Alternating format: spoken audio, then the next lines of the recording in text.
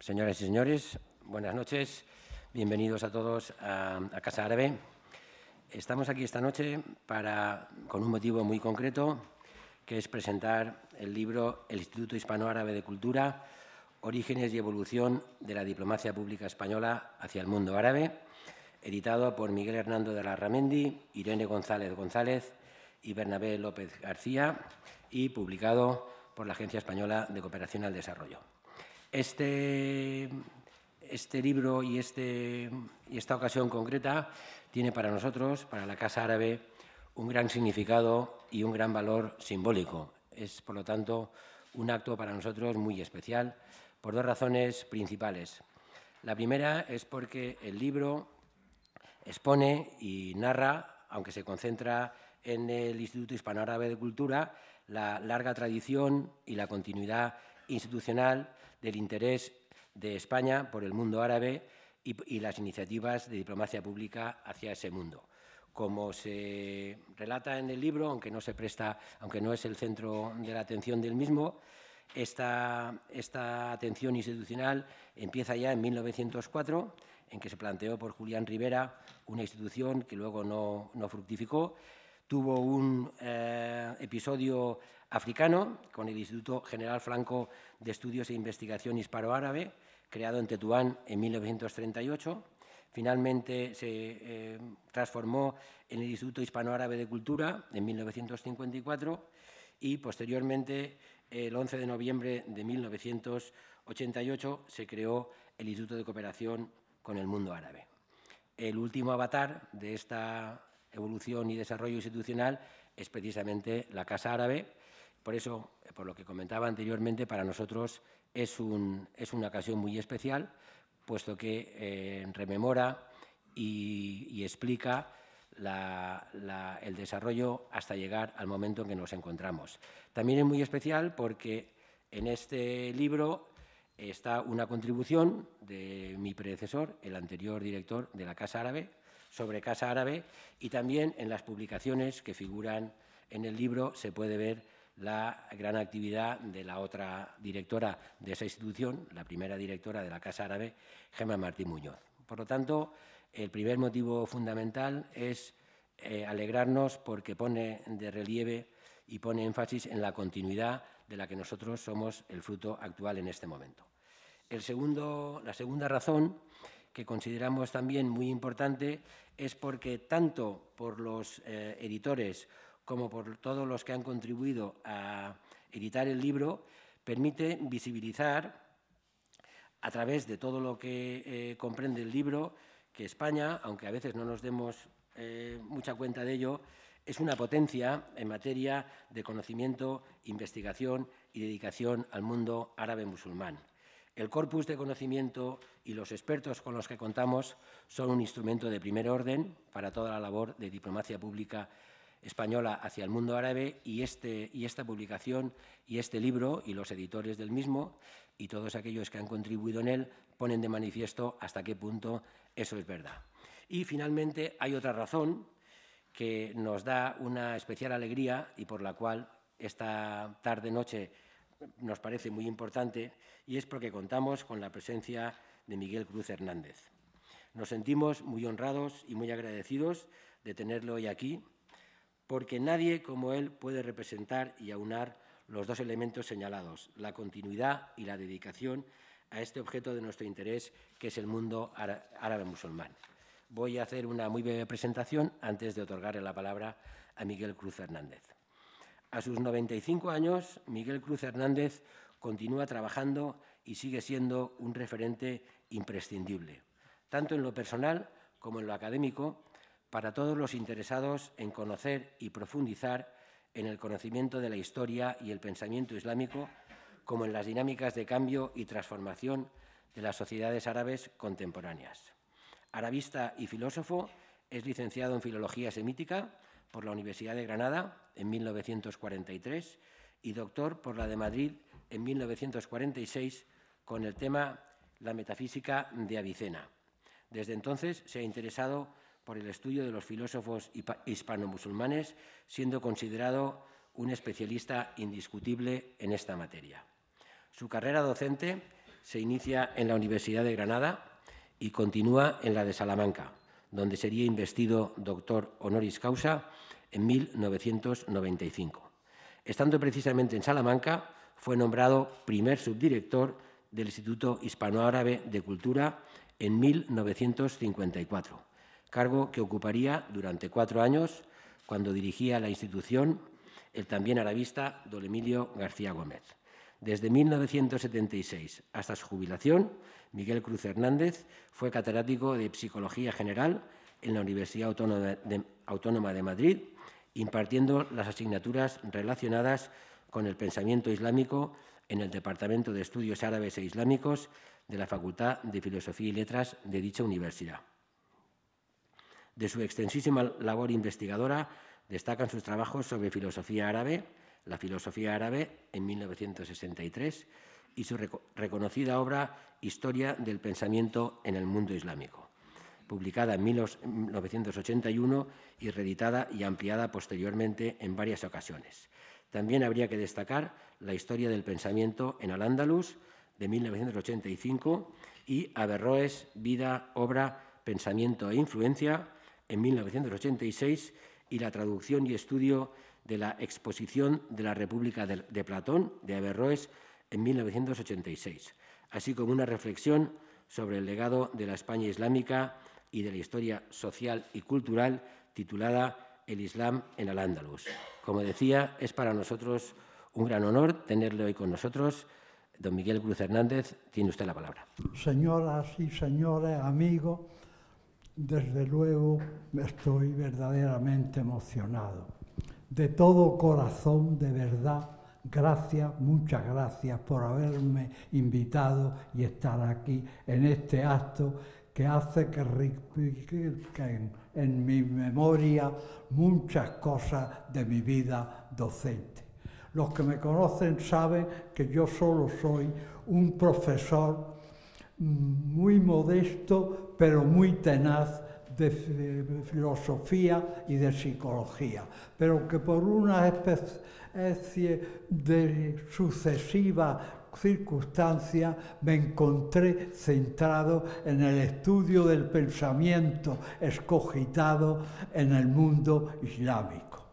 Cuando tenía 14 años, en 1934, mi profesora de perspectiva literaria, vaya título de asignatura, doña Adelaida López Urmeta, me dio un libro de Kant, Lo bello y lo sublime, y me dijo, léalo usted, le gustará. Me gustó tanto que determiné dedicarme al estudio de la filosofía y leía cuantos libros llegaban a mi mano de un modo desordenado.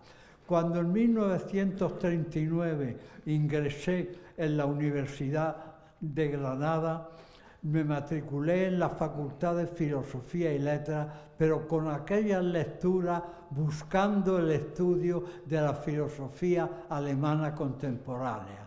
Así elegí griego y no árabe entre las optativas. Pero al final del curso tuve la primera gran sorpresa.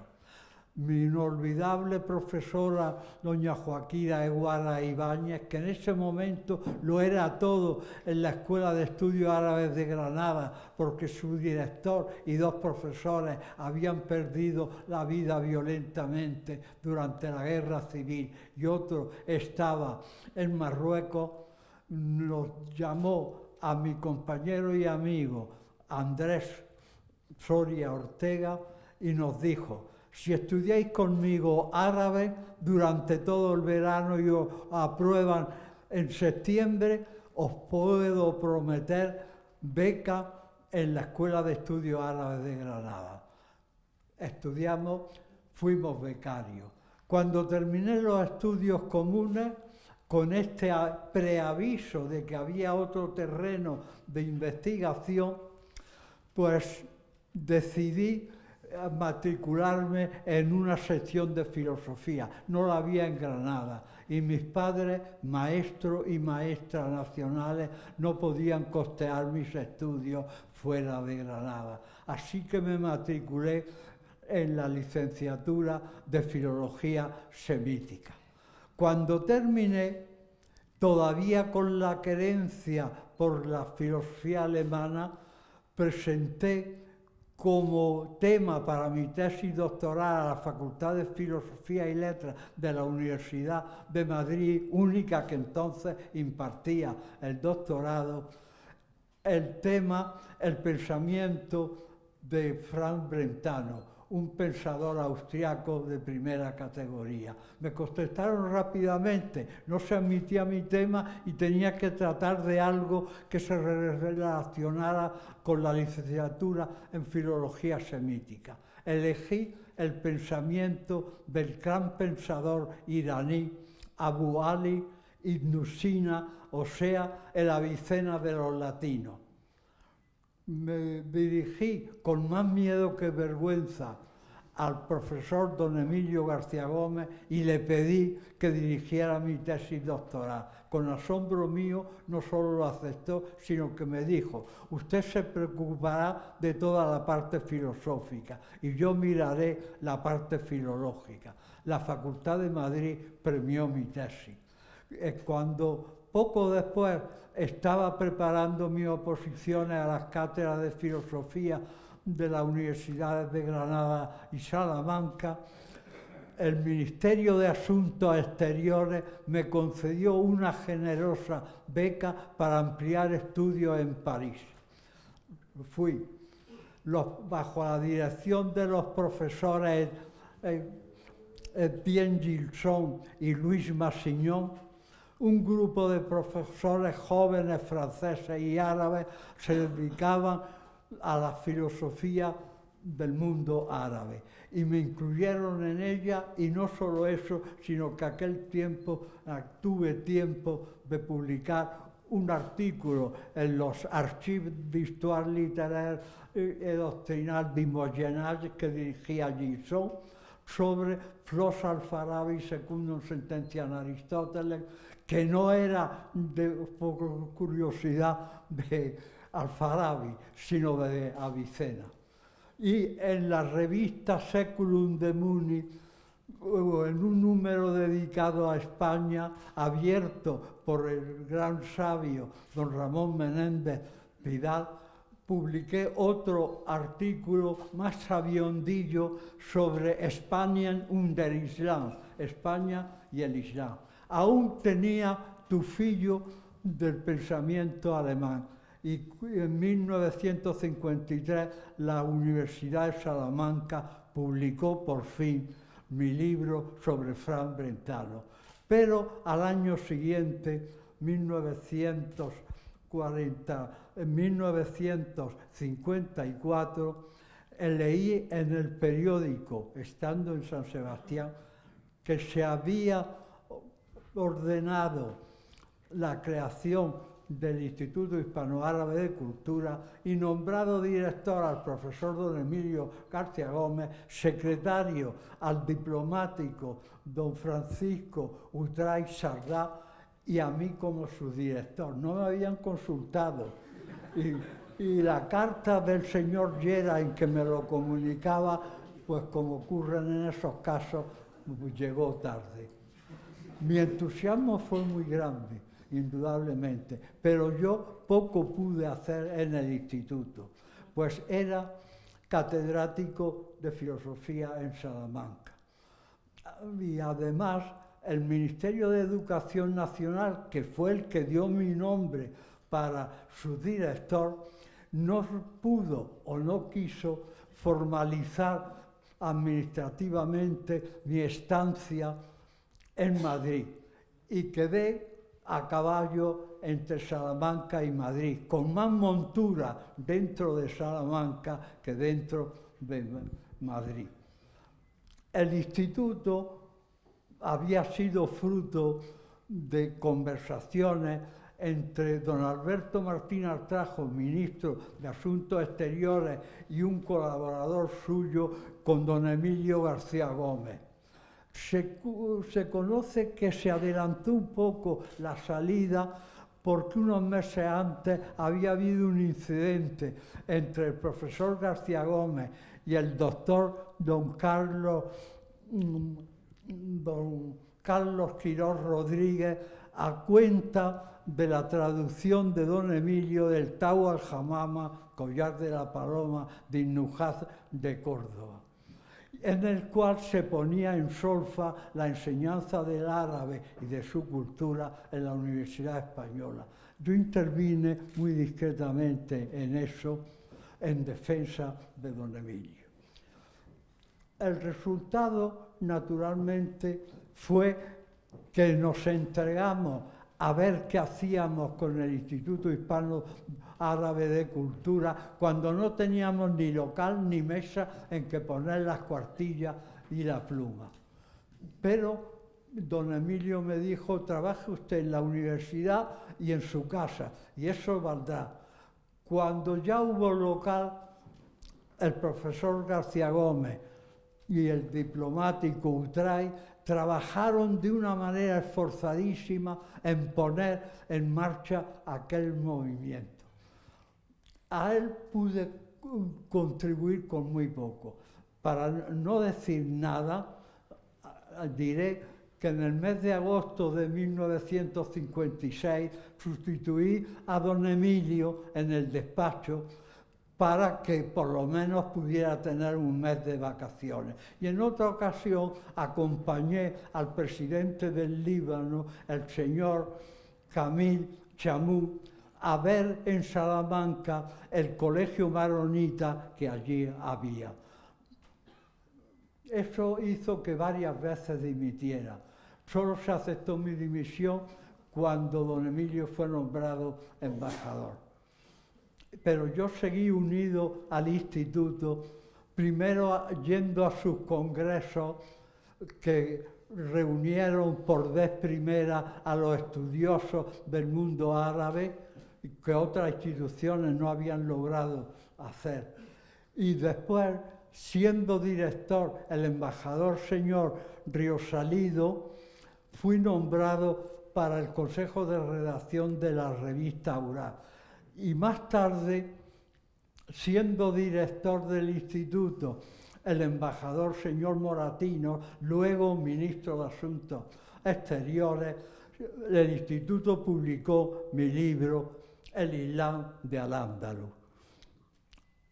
Más tarde, ya en los confines de aquellos tiempos, en el duro verano de 1975, formé parte, en representación del Ministerio de Información y Turismo, de una pequeña comisión para el estudio de los documentos, libros, etcétera, marroquíes sobre el problema del Sáhara Occidental. Era director del instituto, de nuevo, el embajador Utray.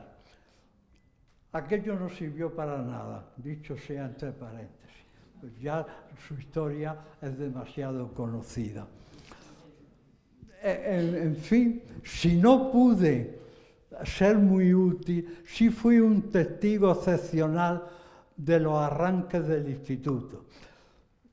Los congresos a los que me he referido, las conferencias, las aulas, las publicaciones, el inicio de la extraordinaria biblioteca islámica Félix María Pareja, las venidas de profesores árabes a España, los numerosos becarios, todo eso fue grande, pero lo extraordinario fueron los institutos filiales en las grandes capitales árabes. Eso fue una labor de foco cultural árabe y español extraordinario.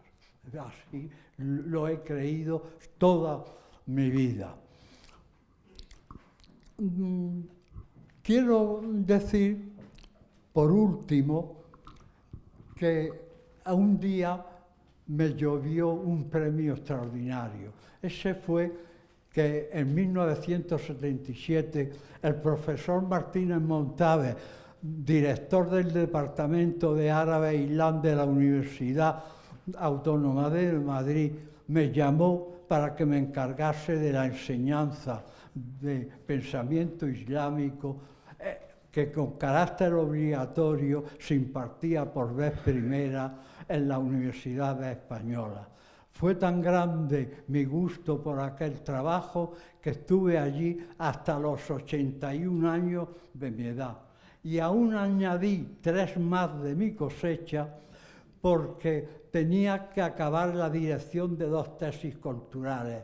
Una de un licenciado árabe sobre algunos aspectos de la sintaxis del Corán, el Corán y los pensadores actuales. Piensen, por lo tanto, con qué emoción he de sentirme aquí. Es una emoción muy grande, absolutamente. No hablaré sobre los orígenes de la escuela, ni sobre este libro extraordinario que hoy se presenta y cuyos principios conocí por generosidad del profesor don Miguel Hernando de Larramendi en Toledo. Solo diré ya una sola cosa. Gracias al Ministerio de Asuntos Exteriores, la he dado muchas veces en mi vida por la beca y por la subdirección. Gracias al director de la Casa Árabe por tenerme aquí. Gracias al don Miguel Hernando de Larramendi y sus colaboradores por ese libro que creo que será verdaderamente ejemplar. Y con perdón por haberme excedido en mis palabras, de todo corazón y con emoción, gracias. Muchas gracias, amigos.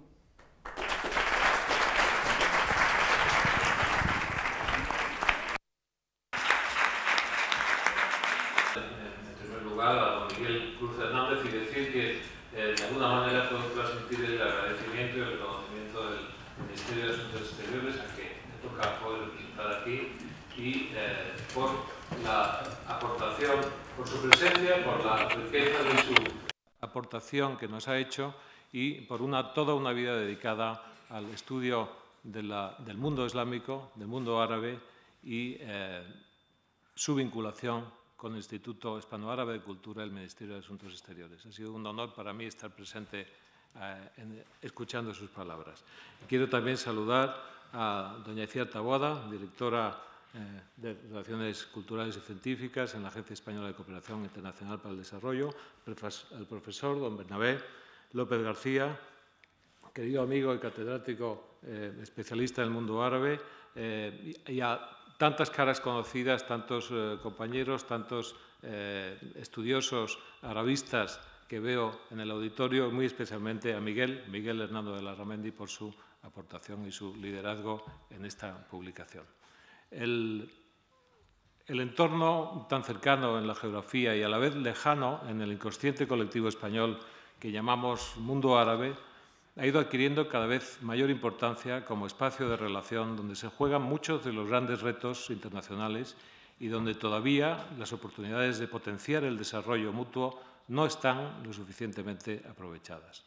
Una de las vías para lograrlo, para lograr ese objetivo, es la diplomacia pública, como un nuevo instrumento de acción exterior, pero con viejos y antiguos antecedentes. Como dice en una de las cartas de su reciente libro el ministro García Margallo, los ejes tradicionales de la política española son los mismos desde hace décadas, si no centenares de años, pero la forma de abordarlos ha cambiado de manera radical. Los instrumentos tradicionales hoy tienen que ser complementados con herramientas de nueva generación. Así pues, la diplomacia pública es un instrumento cada vez más importante en las relaciones internacionales. Los gobiernos son todavía hoy los principales protagonistas en estas, pero no pueden desconocer el poder de la opinión pública y menos aún el papel de los ciudadanos. La Estrategia Española de Acción Exterior dice que comunicación, alianzas e influencia son los 3 ejes esenciales de la diplomacia pública. España tiene hoy plenamente asumidas estas ideas sobre la importancia de dotarse de instrumentos que amplíen y multipliquen la acción exterior de las instituciones públicas. Tenemos una amplia red de instrumentos que incluye el Instituto Cervantes, la Fundación Carolina, la red de centros culturales, que dependen de la Agencia Española de Cooperación Internacional para el Desarrollo, la red de colegios e institutos españoles en el exterior, con una presencia importantísima en Marruecos especialmente, o la red de casas, una de las cuales, Casa Árabe, hoy nos acoge. El Instituto Hispano-Árabe de Cultura fue un antecedente de esa diplomacia pública que hoy ha adquirido plena carta de naturaleza. El Instituto, en sus distintas encarnaciones, cubre una larga etapa que va desde 1954 hasta la creación de esta Casa Árabe en 2006. Constituyó un núcleo fértil de especialización académica cuando la Universidad Española contaba todavía con muy pocos departamentos de estudios árabes e islámicos y fue clave para la creación de un importantísimo, diría yo, fondo especializado, la biblioteca a la que su creador dio nombre, el padre Félix María Pareja. Y también el legado editorial del Instituto, con más de 300 obras de literatura, historia, sociología, política y, para no olvidar, la importante revista interdisciplinar, Aurac, que de alguna manera sigue viva en su actual edición a cargo de Casa Árabe. El Instituto desarrolló una política de becas que potenció el conocimiento y los contactos personales entre especialistas académicos y que más tarde la ECID y el ICMA, el Instituto de Cultura con el Mundo Árabe, ampliaron y potenciaron a otros ámbitos de la vida universitaria. La red de centros culturales que se incorporó en 1991 al Instituto Cervantes fue otro eje pionero de acción. Aún hoy se recuerdan en las capitales árabes, y estuve hace poco en Beirut y allí lo presencié en persona, se recuerda la actividad de institutos culturales, esas antenas del Instituto de Madrid, como eran los del Cairo, Damasco, Beirut mismo o Bagdad.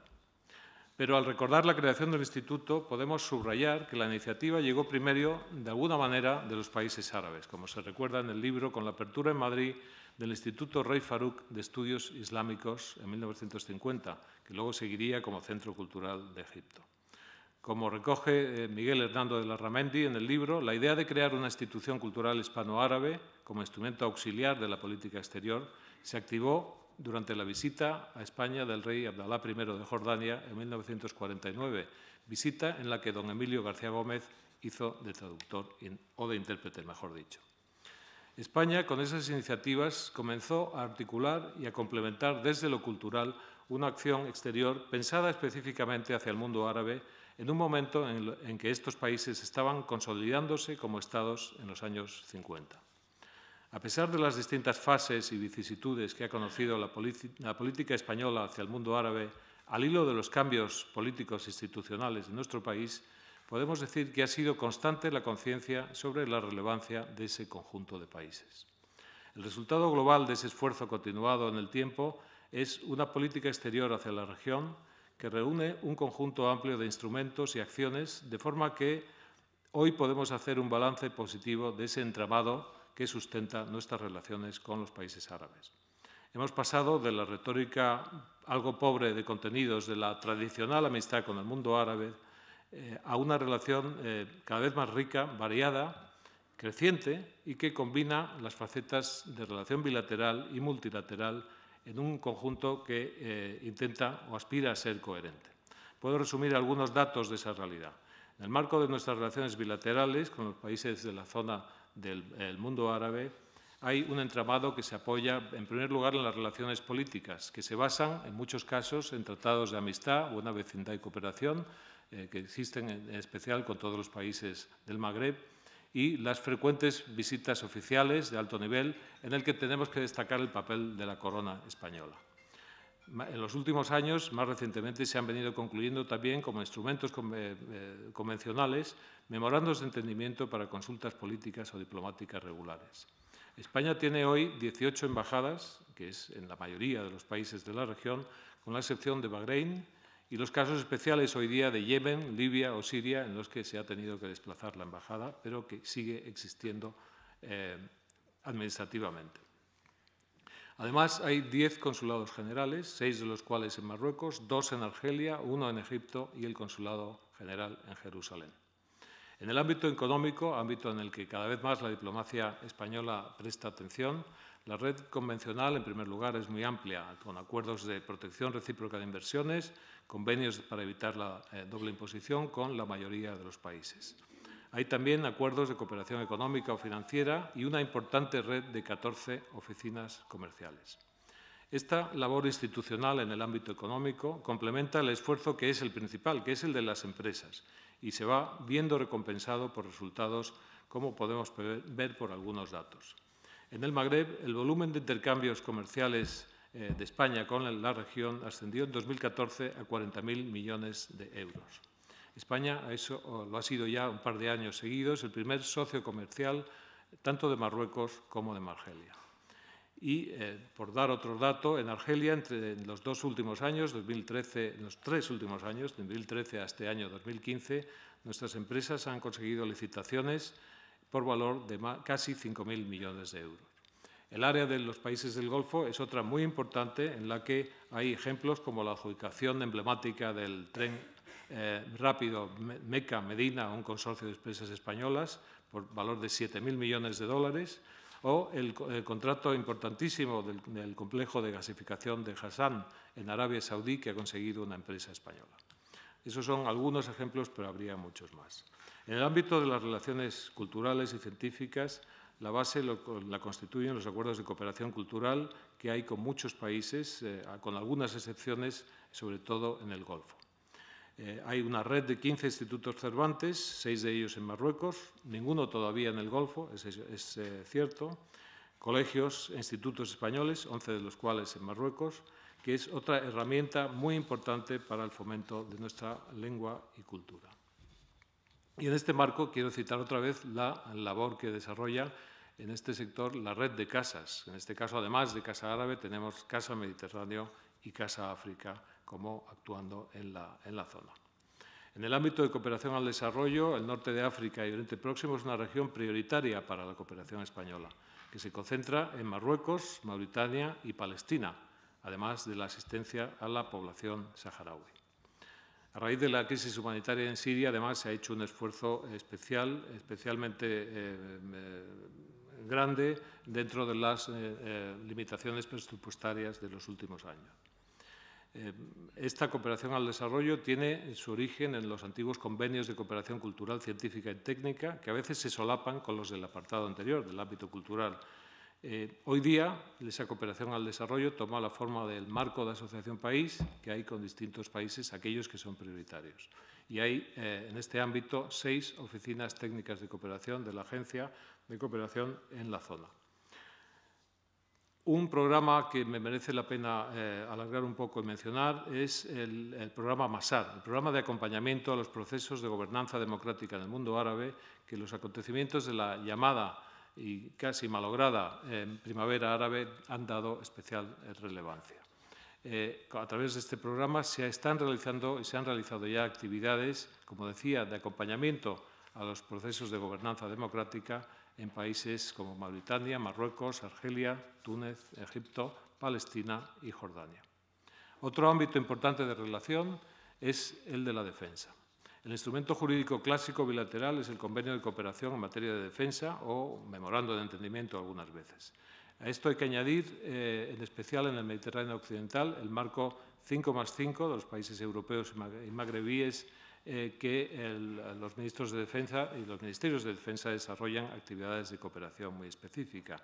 Pero también hay una cooperación bilateral muy intensa y fluida con países como Argelia, Marruecos, Túnez, Líbano, Arabia Saudí y Emiratos. Especial también es el caso de Irak. España está participando en la formación del ejército de Irak en el marco de la coalición internacional contra el Daesh y hay otros casos como los de Omán y Egipto, países con los que tenemos una colaboración importantísima para el funcionamiento de la misión Atalanta EUNAVFOR de la Unión Europea para luchar contra la piratería y dar seguridad a la navegación en las aguas del Índico. Relaciones de seguridad y gestión migratoria es otro de los ámbitos en los que se establece una relación muy intensa, muy fructífera, sobre todo con países de Magreb, especialmente Marruecos, de una forma muy destacada, y Mauritania en el ámbito de la lucha contra el terrorismo y en la gestión de la inmigración, y especialmente con Arabia Saudí y Emiratos Árabes en el ámbito de la lucha contra el terrorismo. Hay otros sectores, muchos de ellos, y esta enumeración un poco larga, creo que merece la pena hacerla en un contexto en el que estamos viendo la amplitud con la que España ha llegado a tejer una relación bilateral rica con estos países. Pero en el marco multilateral también merece la pena recordar que España ha sido pionera en la promoción de la relación y la atención de la Unión Europea con los países árabes y hacia los países árabes y todo el conjunto mediterráneo, partiendo de una noción de intereses prioritarios compartidos que no era así, no era tenida por prioritaria, no había esta conciencia hace años, pero hoy es plenamente asumida en buena parte por el esfuerzo de España en este sentido. Se han cumplido hace muy poco, 20 años, desde la cumbre de 1995, que abrió el llamado Proceso de Barcelona, al que luego dio paso la Unión por el Mediterráneo, con sede en esa ciudad, y que agrupa a 43 países, todos los 28 de la Unión Europea y otros mediterráneos, en el que están incluidos todos los países del Magreb y del Mashrek. Los países del Golfo tienen su propio ámbito de relación colectiva con la Unión Europea a través de un diálogo regular del Consejo de Cooperación del Golfo con la Unión Europea. España también ha querido promover una atención de sus socios multilaterales europeos y occidentales a los vecinos del sur a través de instrumentos como la Política Europea de Vecindad, importantísimo, que ahora está en fase de renovación, y los capítulos de relación o atención mediterránea de la OTAN, de la OSCE, de la OCDE y del Consejo de Europa. Atendiendo a la prioritaria atención que nos merece la región del Magreb, España ha tenido también el papel de impulsar el espacio de cooperación en el Mediterráneo Occidental, ese foro 5+5 que nos hemos mencionado antes cuando hablábamos de defensa, pero que cubre otros muchos aspectos que van desde la cooperación en materia de transportes, relaciones exteriores, interior y otros muchos capítulos. Es la región clave para España y es la región en la que el esfuerzo se multiplica también en este ámbito regional específico.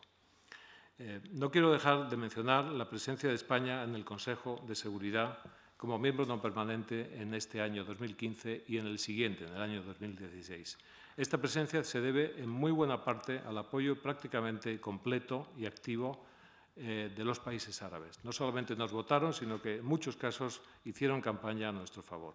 Este apoyo es quizá una de las más elocuentes muestras de confianza hacia España y de alguna manera ilustra hasta qué punto el esfuerzo de muchos años de tender puentes hacia el mundo árabe ha dado como resultado una relación basada en el respeto y la confianza.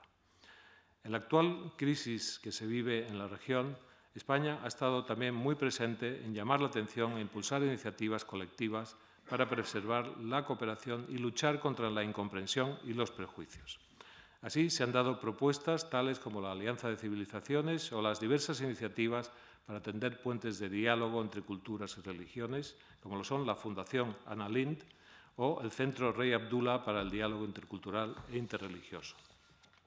En estos días vemos que ha ido creciendo en importancia la atención que se debe otorgar al diálogo, al conocimiento y a la comprensión mutua. Esta idea, en definitiva, ya estaba de manera embrionaria detrás de la creación del Instituto Hispano-Árabe de Cultura. Hoy día seguimos empeñados en ese objetivo y de manera muy práctica lo podemos demostrar con iniciativas muy recientes que se han impulsado en este mismo año 2015. Las tres en Barcelona. Hubo una reunión ministerial en abril sobre la nueva política europea de vecindad, una reunión en julio que reunió a todas las instituciones que trabajan en el ámbito del diálogo intercultural e interreligioso, y en noviembre tuvimos la primera reunión de ministros de Asuntos Exteriores de los 43 países de la Unión por el Mediterráneo desde su creación, desde la inaugural de su creación en 2008. Si hubiera que describir el resultado de todo este largo esfuerzo, quizá se pudiera sintetizar con una frase que dijo recientemente el rey Abdalá II de Jordania en su visita a Madrid de hace unas semanas. El rey dijo que España tiene un papel único para vincular el Islam y la cristiandad, el mundo árabe y Occidente. Tiene un rol moderador que parte del respeto y del conocimiento. Los musulmanes de hoy viven en España, los musulmanes que viven hoy en España respetan a sus instituciones porque se sienten respetados. Si estas palabras son ciertas, debemos congratularnos y reconocer que lo serían en parte por el comprometido esfuerzo de quienes estuvieron vinculados al Instituto Hispano-Árabe de Cultura y a sus posteriores encarnaciones o manifestaciones que se culminan, como decíamos, con Casa Árabe. Creo que el rey Abdalá de Jordania refleja de alguna manera el resultado de una labor que puede ser calificada como parte de una política de Estado por su continuidad de objetivos a pesar del paso del tiempo y de los avatares políticos. En conclusión, el Instituto representó un instrumento clave de la política española hacia el mundo árabe y musulmán, que arrancó en los años 50, apoyada más en una retórica voluntarista que en una realidad contemporánea, pero que ayudó a sentar las bases para ir dándole contenido y amplitud, como hemos visto. Por eso, este libro era necesario, además de debido. Representa un magnífico resumen y compendio panorámico de los objetivos, cauces y protagonistas de una de las instituciones que mejor reflejaron una de las constantes de la política exterior de España en el siglo XX, que es la atención al mundo árabe. El libro cumple también con una obligación moral de reconocimiento a las personas que dieron lo mejor de su capacidad, preparación y compromiso personal con un proyecto en el que volcaron su vocación profesional y vital. Aparecen en él políticos, diplomáticos, profesores, académicos, personas del mundo del arte y la cultura, funcionarios y todo tipo de colaboradores. Pero, además de ser el libro un homenaje debido, hay que subrayar la oportunidad que tiene su publicación y su pertinencia en la actualidad. Cuando vemos que el choque de ignorancias, como llamaba Edward Said al fenómeno que vivimos, pone en riesgo la convivencia y el entendimiento en nuestro espacio euromediterráneo. Ante el riesgo de vernos abrumados por la irracionalidad de fobias entrecruzadas, hoy es más que nunca necesario conocer y comprenderse.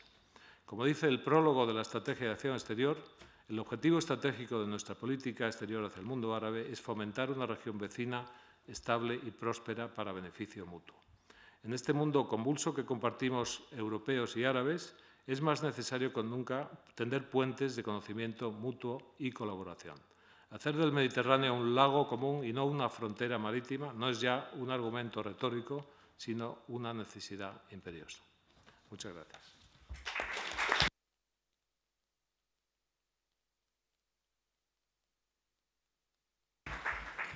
Muchas gracias. A continuación tiene la palabra doña Itziar Taboada, directora de Relaciones Culturales y Científicas de la Agencia Española de la Cooperación Internacional al Desarrollo.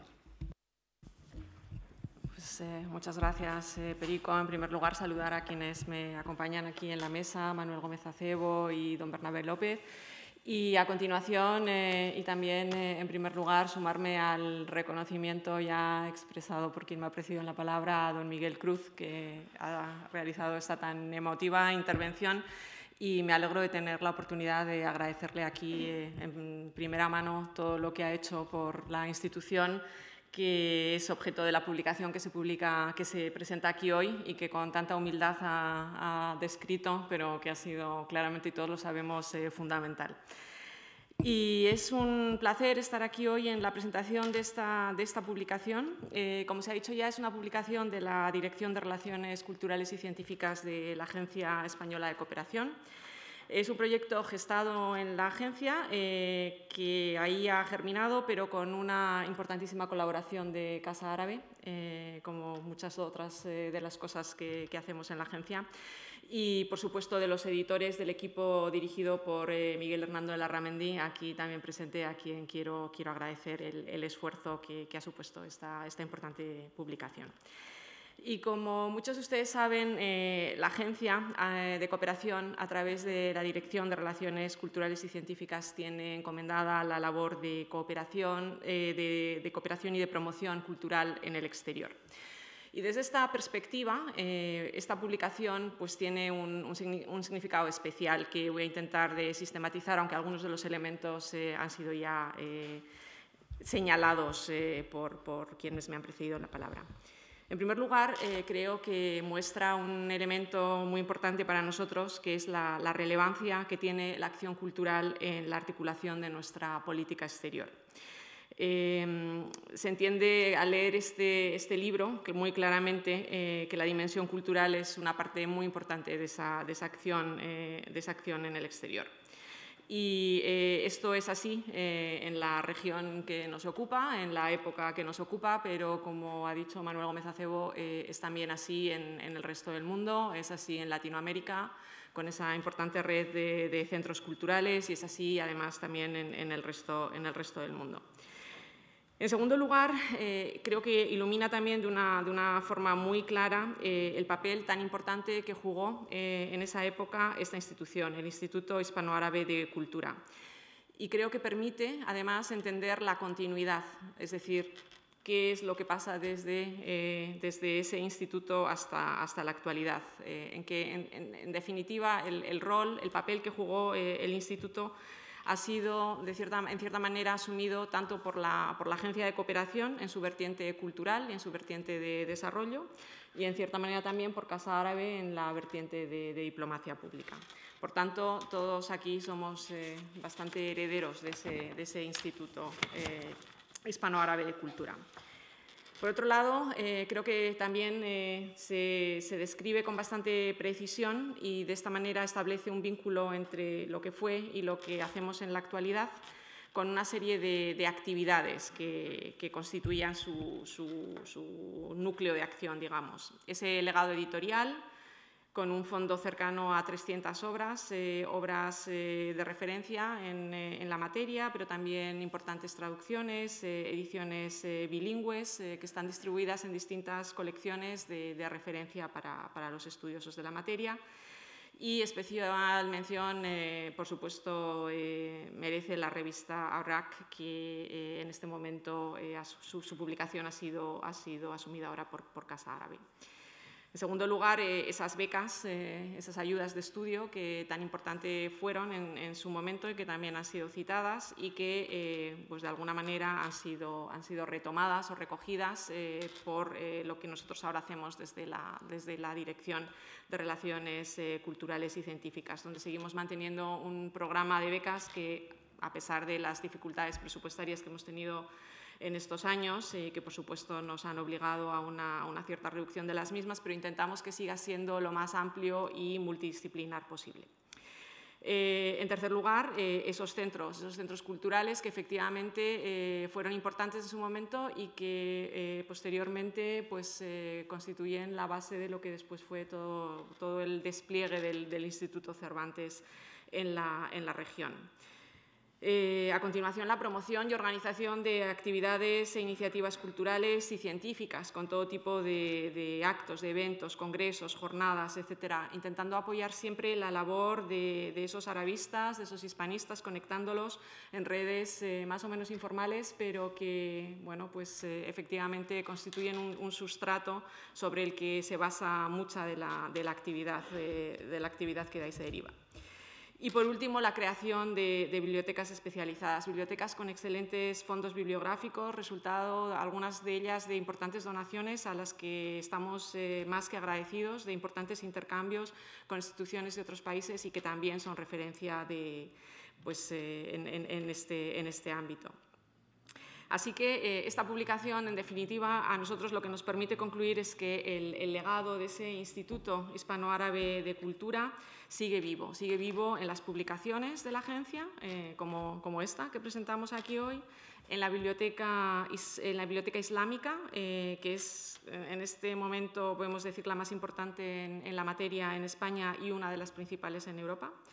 Y en la intensa actividad cultural que desde la agencia seguimos desarrollando en la región, con el doble componente, tanto de promoción como de cooperación cultural, y en coordinación muy intensa con otros actores, por supuesto esos institutos Cervantes, herederos de la inicial red de institutos culturales, y por supuesto con Casa Árabe. Y como parte, que es en el fondo lo más importante, y por ahí he empezado mi exposición, pues como parte muy sustancial y muy importante de esa política exterior que, en definitiva, está basada en el conocimiento mutuo y en el diálogo. Así que, sin querer extenderme más, estoy muy contenta de que este proyecto haya llegado a buen término y que tengamos la posibilidad de presentarlo hoy aquí. Y estoy segura que va a ser una obra de referencia para todos los que verdaderamente quieran ahondar en el significado de lo que fue esta importante institución de nuestra política exterior. Muchas gracias.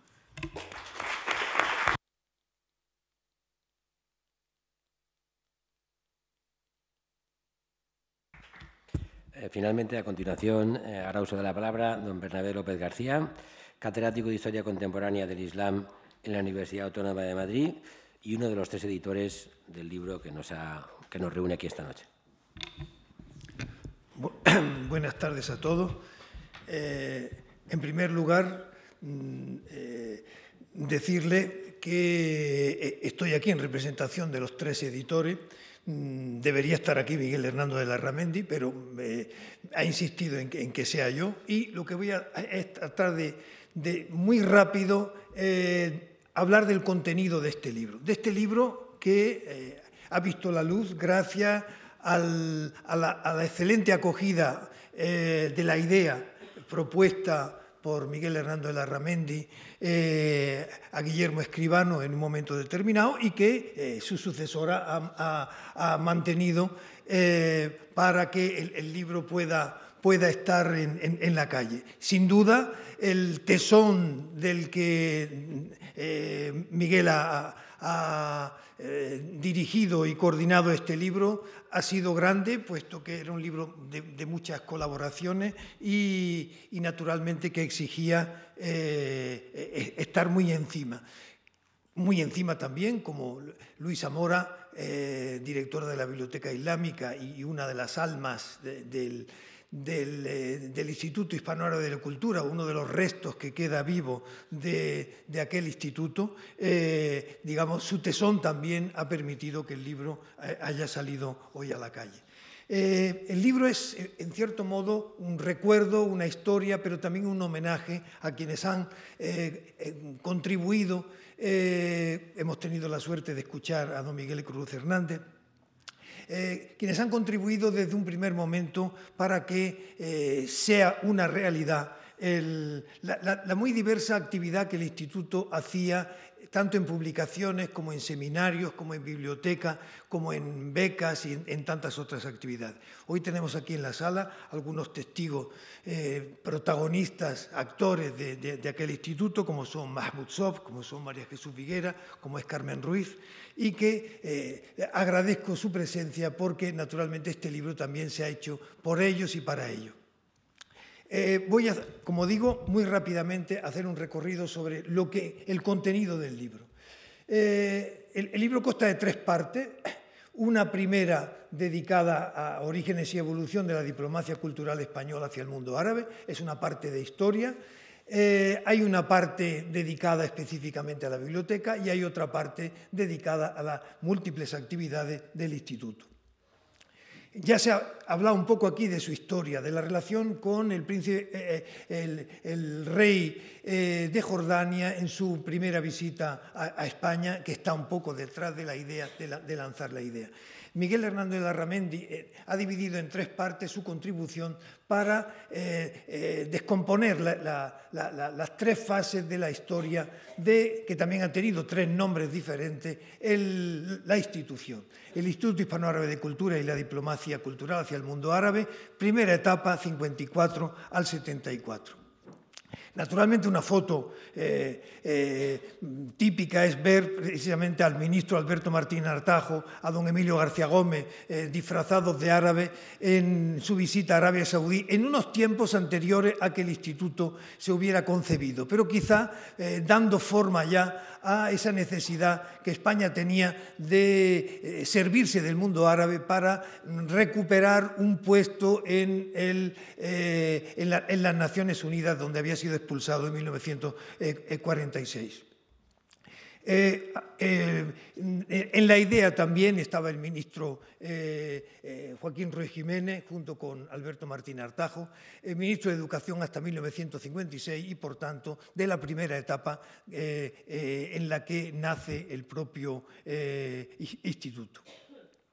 Relación con la Liga Árabe en la foto que acabamos de ver. Esta era, después de esa etapa en la que no había dónde colocar las cuartillas, que nos decía don Miguel Cruz Hernández antes, luego hay una sede en la calle Límite 5, luego Juan 23, donde estuvo también la Escuela Diplomática. Esa fue una sede donde vivió durante largos años el Instituto Hispano-Árabe de Cultura. La sede continúa, sigue ahí la Escuela Diplomática. Esta es una foto interesante para ver un poco el clima de aquellos primeros tiempos. Podemos encontrar al padre Pareja, que fue el fundador de la biblioteca y su alma creadora durante largo tiempo. En el centro tenemos a don Francisco Utray, tantas veces citado por don Miguel Cruz Hernández. Tenemos otros personajes que ahí están, como con su capa, Gil Benumella, y Gil, digamos, padre e hijo, que formaban parte junto con Elías Terés, junto con toda otra serie de personajes que actuaron en aquella época. Don Emilio fue el director, primer director. María Dolores Algora hace una semblanza y analiza un poco el papel que desempeña en la fundación y en el desarrollo de la obra. Habla también de su etapa como embajador. Don Miguel Cruz Hernández tiene también unas palabras que dedica al propio libro y que aparece ahí en una foto en ese acto en la Universidad de Castilla-La Mancha, en Toledo, a la que ha hecho referencia anteriormente. Segunda parte de la primera parte, la transformación del Instituto en organismo autónomo, la etapa dirigida por Francisco Utray y una serie de directores que le sucedieron, ahí aparecen sus nombres, también hecha por Miguel Hernando de Larramendi. El organigrama del instituto, no hay tiempo para entrar un poco en los diferentes seminarios, las diferentes secciones, negociados que lo componían en esa primera etapa, a partir de 1978, en que se constituye como ente autónomo. Felisa Sastre hace una semblanza de Francisco Utray Sardá, que, como hemos visto, fue primer secretario general de la institución y luego su director.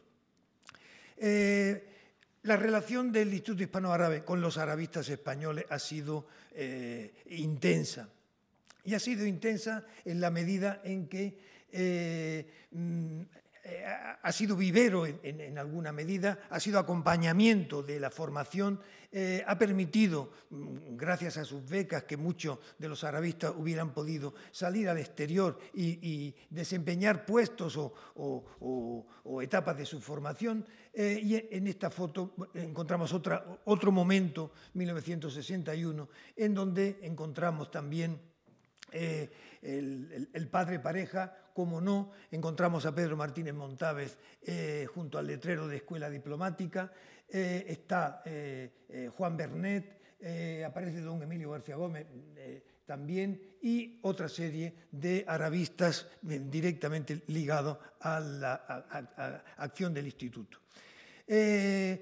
Entre las muchas actividades del instituto estaban las jornadas de cultura árabe que se hacían, en las que participaban los diversos arabistas. Le precedieron también unas sesiones de cultura hispano-musulmana en donde, y ahí es una cuestión de protagonismo personal, nos permitieron a unos mezquines estudiantes de la Universidad de Granada, un poco protestones porque era el año 68, nos permitieron acudir a Toledo a ser público de aquellas sesiones que tuvieron lugar en Toledo.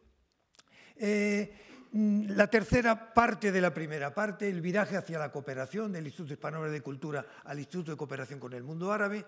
Miguel Hernando de Larramendi hace la semblanza de esta última etapa, que tiene como directores los que aparecen en la nómina de la filmina. Actividades múltiples, actividades de relación con el mundo árabe, en las visitas, entre las cuales tenemos aquí pues, la visita a una delegación de la Unión de Historiadores Árabes en febrero del año 78. Un nuevo organigrama para la etapa de la cooperación. diversas actividades, el papel que desempeña en el programa Al-Ándalus 92, el Instituto de Cooperación. Casa Árabe, a través de un artículo de su anterior director, Eduardo López Busquets, aparece también dentro del índice del libro. La segunda parte es una aproximación a las actividades del Instituto Hispano-Árabe de Cultura y del ICMA, o del Instituto de Cooperación con el Mundo Árabe. Sin duda, con un homenaje directo a la figura de Félix María Pareja, que da nombre a la Biblioteca Islámica, y a través de un trabajo de Felisa Sastre, que analiza la etapa del año 54 hasta el año 91. Una biografía de Paz Fernández y Fernández Cuesta, que fue colaboradora del padre Pareja durante unos años en la propia institución, y que se incluye en esta segunda parte. Luis Zamora hace un balance de lo que la biblioteca es hoy y puede seguir siendo, siempre que cuente con el apoyo que una institución única como esta requiere. Hace balance de los libros con los que cuenta, de las aportaciones que se van haciendo y de la aspiración que puede tener a ser un instrumento vivo para la formación y para el desarrollo de los estudios sobre el mundo árabe. Un artículo especial en el que trata de ver un ejemplo de diplomacia cultural, el caso de Kuwait, a través del trabajo que presenta Gabriel Alou. Las ediciones como uno de los capítulos más brillantes también del propio instituto. La actividad editorial en un balance que hago en un artículo en el que se puede un poco ver en este gráfico los momentos más álgidos y los momentos de más decaimiento del propio instituto en cuanto a publicaciones. La revista Urak, que Manuel Amarín, que fue miembro de su comité de dirección en una etapa determinada, pues hace un balance de lo que fue su primera etapa, la primera etapa del año 78 hasta el año 83. Elena de Felipe hace lo propio en la etapa siguiente, del año 84 hasta el año 2008, en que cesa la sede de la revista Urak en el Instituto de Cooperación con el Mundo Árabe. De los cuadernos de la Biblioteca Islámica, una de las actividades, publicaciones que permite ver lo que va entrando continuamente dentro de la biblioteca, hace una semblanza a Juan Manuel Vizcaíno. Fernando de Ágreda, que durante un tiempo se ocupó precisamente de ese boletín informativo Arabismo, hace este trabajo sobre el papel que desempeña ese boletín informativo en cuanto a hoja de comunicación con arabistas en España. Las becas fueron durante largo tiempo un elemento clave en la política del instituto. Hoy un poco más, ya acaba de comentarse, un poco más debilitadas por razones económicas, pero con una función que permitió precisamente la salida al exterior y la formación de tantos arabistas. Ana Belén Díaz García y Bárbara Zaola hacen este análisis de la política de becas. La tercera parte, la última, los centros culturales en el mundo árabe, se trata de ver un poco orígenes y actualidad, de alguna forma, y ver cómo se hace un poco el paso desde la etapa de centros dependientes del Ministerio de Asuntos Exteriores ligados al Instituto Hispano-Árabe de Cultura a lo que fue y es el Instituto Cervantes.